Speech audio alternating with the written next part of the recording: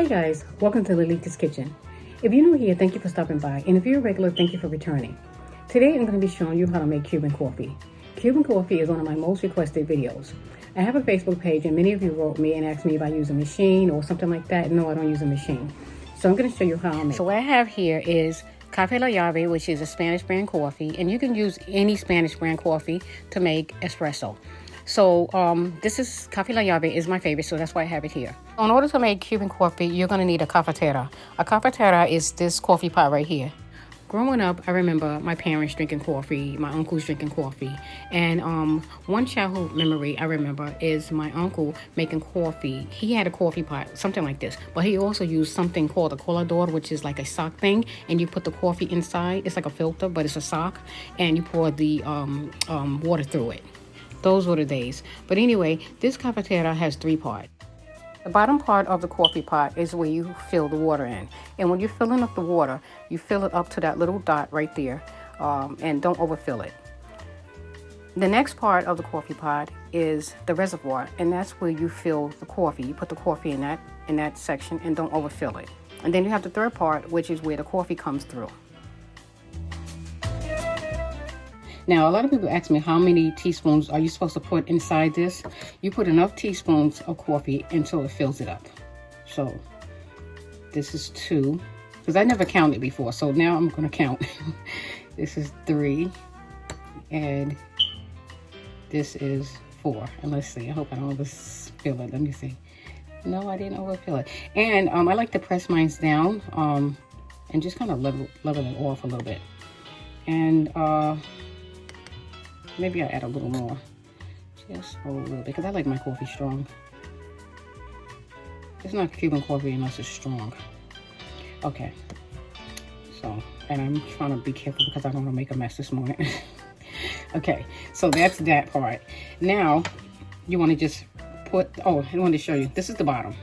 And it has a little rubber ring around here, and every now and then you have to like loosen it up just to clean it. You can remove this, and you just clean around here so you don't get any stuff around it. And you just screw back the top of the cafetera, and it's just that easy. Cuban coffee is really strong, so you only need a shot of it. So this is the size of espresso cup you need. Now you want to turn on your stove. And you want to be careful because this little handle right here is plastic and it will burn. So try to put your cafetera a little bit further off the flame so that you don't burn the handle.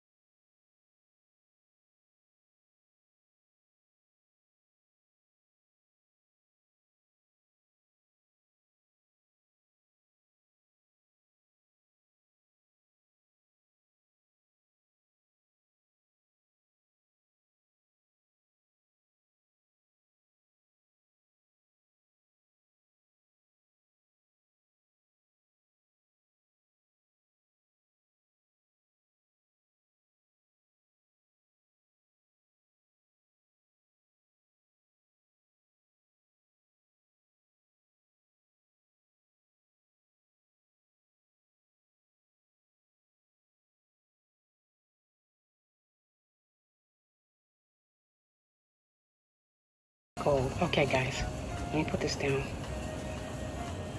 Okay. Now you want to close it. I'm gonna add the first. Let me take this one out.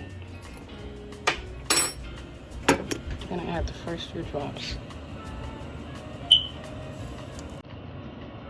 Now you want to whip the sugar into a thick paste.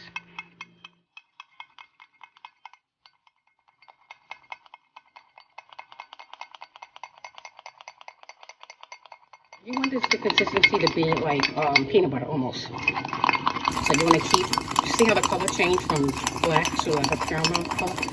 You're going to keep stirring.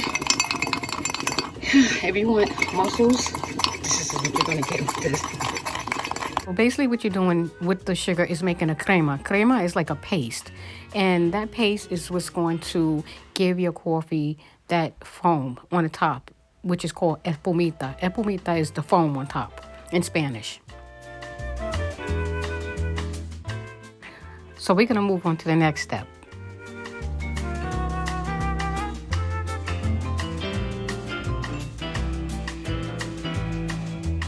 Let's see where we're at with the coffee.